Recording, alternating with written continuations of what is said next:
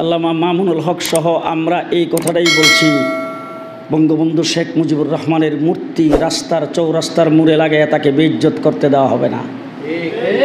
এইটাই যদি অপরাধ হয়, আর এই অপরাধে যদি মামুনুল হক সাহেবকে গ্রেফতার করা হয়, আমি বলবো গ্রেফতারটা কইরা দেখেন মজাটা কেমন লাগে। গ্রেফতারটা কইরা দেখেন মজা কেমন লাগে। গোটা বাংলাদেশে আগুন জ্বালায় দেওয়া হবে যদি একজন মানুষের গায়ে হাত দেওয়া হয়, একজন আলেমের গায়ে যদি হাত দেওয়া হয়। আমরা চুপ করে বসে থাকবো না, যার যা কিছু আছে তাই নিয়ে মাঠে নামার জন্য প্রস্তুত হব।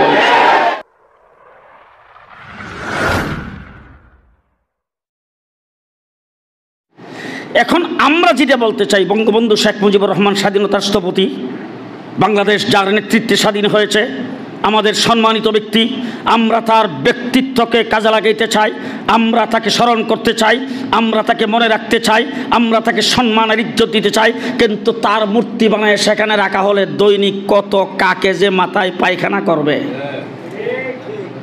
তার কোনো ঠিক ঠিকানা নাই। কথা কয় না। ধুলাবালি যে কি পরিমাণ না খেয়ে মুখে ঢুকবে।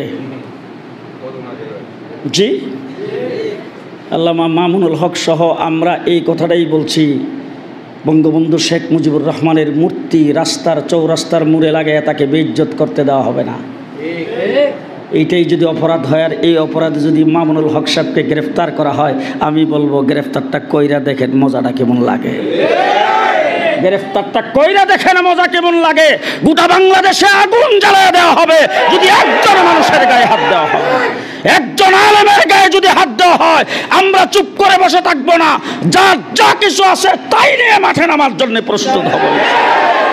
আল্লাহ পাক আমাদেরকে তৌফিক দান করুক।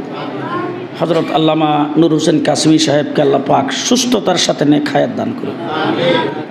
আমি তো হইলাম হুজুরের নাতির সমান, আমারটা তো খাটে, কিন্তু এই বয়সে এই অসুস্থ শরীর নিয়ে আপনারা দেখছেন গাড়ির থেকে নেমা এইটুক জায়গা যে হুজুর হাইটে আসবেন, আর এইটুক তো না, হুজুরের রুম থেকে হুজুর মসজিদে হাইটে যাইতে পারে না।